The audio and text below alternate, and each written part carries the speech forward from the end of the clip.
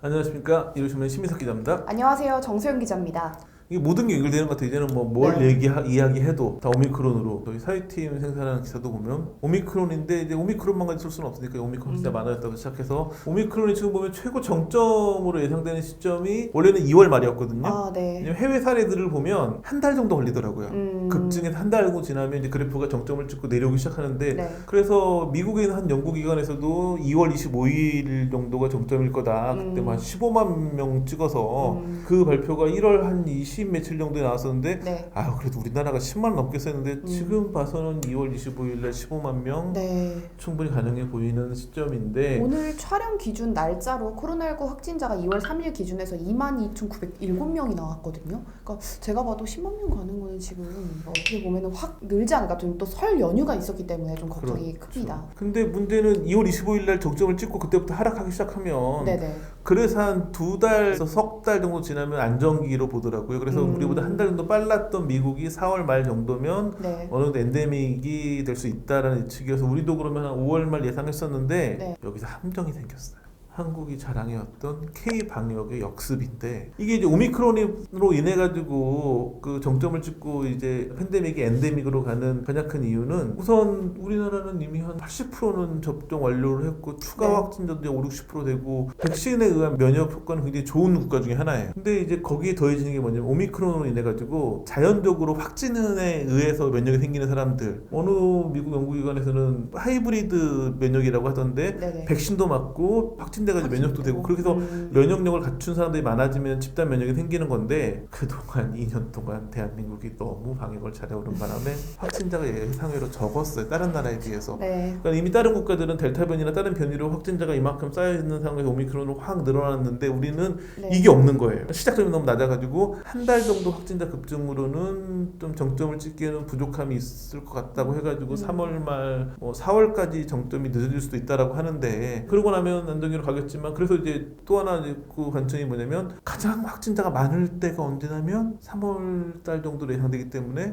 대선 때 확진자가 엄청나게 많을 거예요. 네. 대선 때. 근데 오미크론과 대선의 영향 이런 기사도 나오고 있고. 네. 근데 저희는 지금 시사 프로그램이 아니기 때문에 네. 연예 쪽으로 국한해서 보자면 방송가에도 엄청나게 많은 확진자가 나올 거예요. 설 연휴 기간에만 제가 세다가 다 못 셌어요. 확진자 리스트가 너무 많아요 지금. 아이돌 그룹 이런 그룹 가요계가 좀 먼저 좀 많아졌는데 네네. 아무래도 그거는 이제 그 그룹 같은 경우에는 활동도 단체로 하고 그렇죠. 생활까지 같이 하는 경우가 그렇죠. 많기 때문에 한 명 걸리면 멤버들이 다 그렇죠. 확진되는 사례인데 이제 가요계에서 방송가로 쫙 퍼질 것 같은데 문제는 그렇죠. 이제 방송가로 가게 되면 예능 프로그램, 드라마 이런 쪽이 녹화가 차질을 빚고 결방을 하고 하는 사례들이 많아질 거예요. 다행히 요즘 미니 시리즈들은 대부분 사전 제작을 하기 때문에 네. 큰 여파가 없고 뭐 그런 경우는 있을 수 있겠죠. 하나가 종영한 다음에 다음 방송 시작해야 되는데 그렇죠. 준비가 덜 돼가지고 한 주나 2주 정도 좀 쉬었다 가는 경우도 생길 수 있고 네. 문제는 일일 드라마랑 주말 연속극은 아직 사전 제작이 안 되기 때문에 네. 그 드라마들은 최근에도 국가대표 와이프가 지난 11월 달에 네. 결방한 적이 있거든요. 스태프가 네. 확진되는 바람에 이제 일일 드라마나 주말 연속극은 결방하는 경우 그러니까 결방을 하게 되면 다시 재방송을 한다거나 아니면 다른 대체 프로그램 들어간다거나 내지는 스페셜 방송 이런 게 들어가는데 이렇게 이제 그 방송의 편성이 깨지고 결방되는 사례들이 앞으로 굉장히 많아질 수밖에 없는 왜냐면 그렇죠. 일반적으로 국민들의 확진자가 많아지면 그 비율 그대로 연예인이나 또 그렇죠. 그 스태프들 확진자도 많아지기 때문에 결방이 많아질 텐데 이렇게 되는 게 방송국한테는 굉장한 위기가 될 수 있습니다. 안 그래도 방송 제작이라는 것 자체가 혼자 진행하는 게 아니라 PD, 작가, 그리고 방송 스태프들, 연예인들 또 연예인들에 딸린 매니저들까지 그 현장에 총 출동하기 때문에 사실상 집단적인 활동이기 때문에 방송에 좀 어려움이 있을 것 같고 그래서 OTT가 요즘 더 주목을 받고 있나 봐요.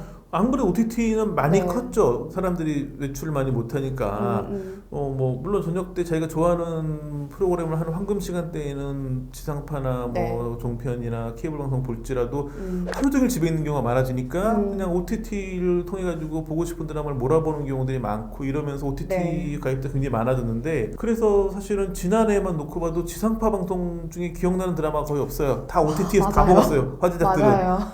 그나마 그 연모랑 옷소매 붉은 끝동이라는 MBC 랑 그런 두 KBS 편의 퓨전 사극이 굉장히 화제를 끌면서 네. 드라마의 왕국 지상파 죽지 않았다. 그 악의 마음을 읽는 자들이나 트레이서 같은 드라마들이 잘 하면서 지상파 드라마들이 반전의 기회를 잡았다라고 얘기를 했는데 결방돼 버리면, 왜냐면 지상파 방송국의 가장 중요한 건 네. 방송국에 가장 힘 있는 사람이 누굴까요? 뭐 사장이나 아주 윗선을 빼고 네. 일반 일선에 있는 그 임원들 중에서 가장 힘 있는 사람, PD? 편성국장. 편성국장.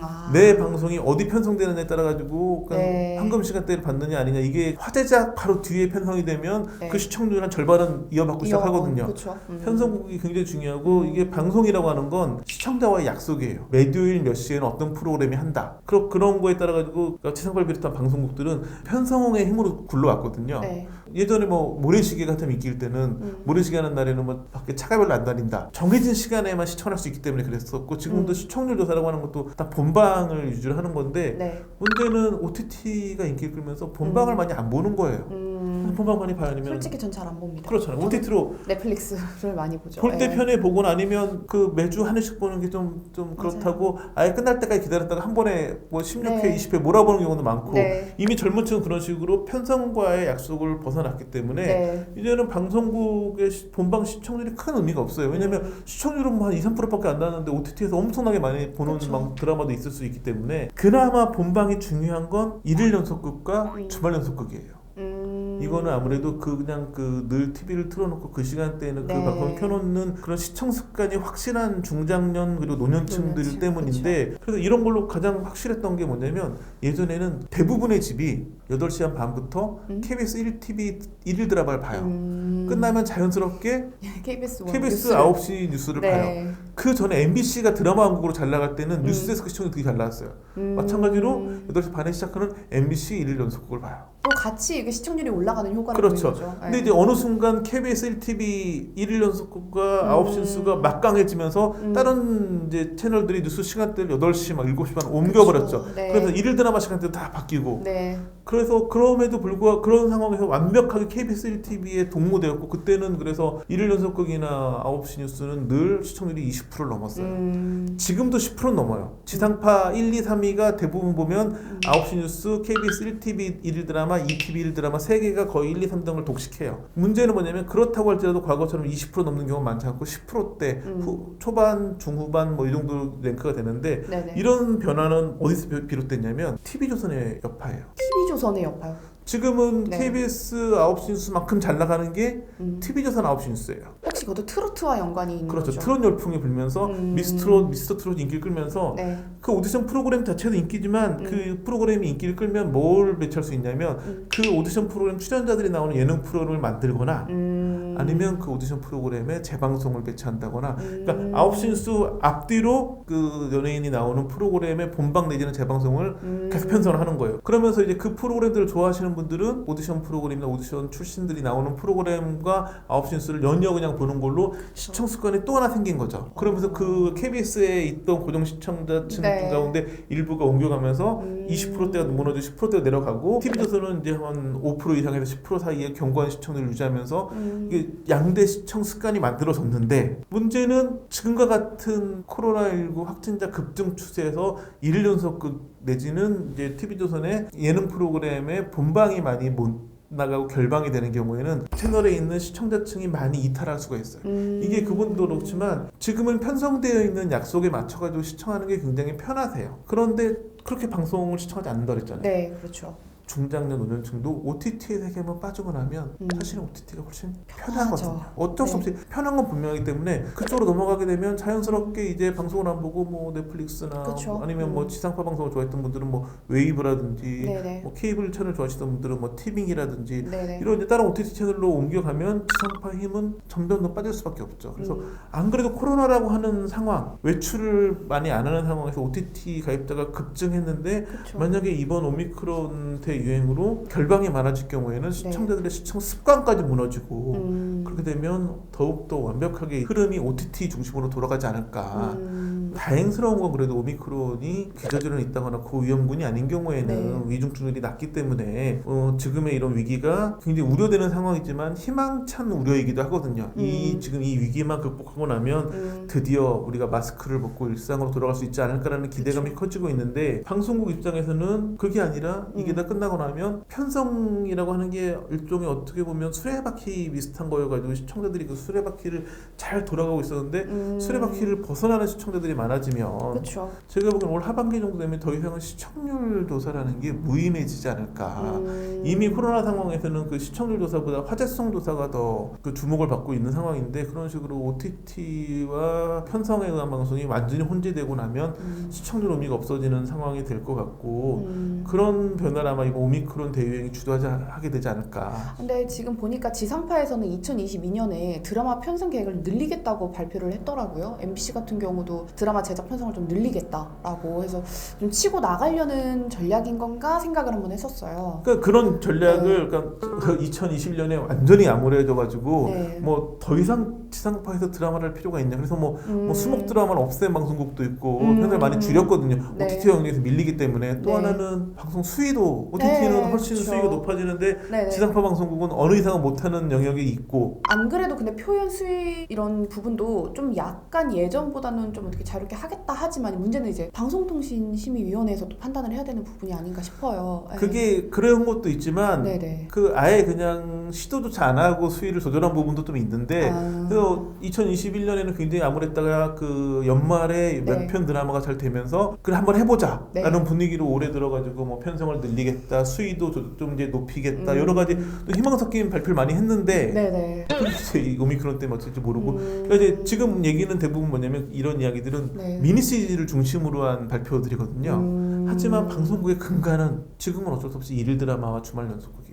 시청률 거기서 나오니까. 근데 지금 오미크론이 대유행이 그 아성의 일일 드라마 주말 연속극을 무너뜨릴 수도 있는 상황으로 가고 있기 때문에 반실에 꺾이진 않겠지만 이 오미크론 대유행이 길어져서 결방이 너무 잦아지면 습관적으로 TV를 틀어놓고 보던 사람이 이번 주 한 주는 안 하네? 한 주는 괜찮은데 그렇게 또 한 두 주, 3주 보다가 또 일주일 결방을 해버리면 그럼 그렇게 해서 내가 그 시간에 그 드라마를 안 봤더니 다른 거라도 괜찮더라? 이런 식으로 습관의 변화가 생기면 지금 공고이 뭐 15% 정도에서 또 뭐 KBS 주말은 뭐 20%도 넘고 30% 넘는 경우도 있는데 이 시청률이 무너져 버리면 더 이상 현상에 맞춰 하는 드라마가 필요성이 있나? 요즘 보면 MBC도 보면 아예 그냥 OTT랑 아예 손잡고 드라마를 만드는 경우도 있는데 드라마 시장의 주도권이 그냥 OTT로 다 넘어갈 수도 있고 그렇게 되면 뭐 연예인들도 이왕 출연할 거라면 넷플릭스 드라마 출연해서 잘 되면 난 월드스타가 될 수 있는데 굳이 내가 지상파에 출연할 이유가 있나? 그러니까 지상파에서 요즘 보면 아예 그래가지고 신의 얼굴을 바꾸는 경우가 많아요.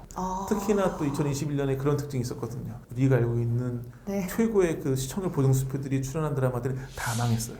아.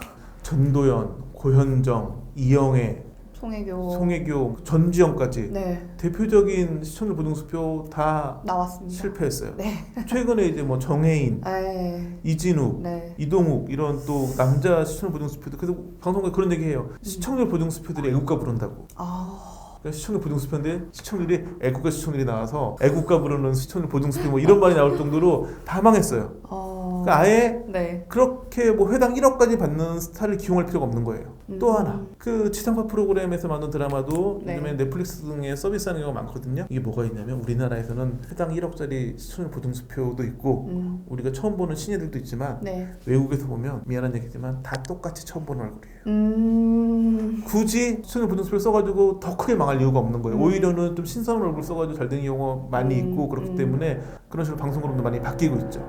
뭐 오미크론 변이로 인해 한국 사회가 많은 변화를 겪을 거로 보여지지만 특히나 방송가에도 많은 변화가 있을 것 같아서 아마 이 방송을 보시는 분들도 TV를 시청하라 하는 부분에서 많은 변화가 있지 않을까. 그래서 네. 뭐 중요한 건 방송국에서 좋고 나쁘고가 중요한 게 아니라 그쵸. 뭐 우리 일반 시민들이 어떻게 또 삶을 이제 변화해 갈 수 있느냐 이런 부분 더 뭐 즐거운 방식으로 재미난 방송 많이 보고 또 뭐 꼭 지상파나 뭐 OTT를 볼 필요가 있는 것도 아니에요. 저희 방송 보시면 돼요. 네. 저희가 네. 다 설명해 드립니다. 오늘 방송 여기까지 하겠습니다. 감사합니다. 감사합니다.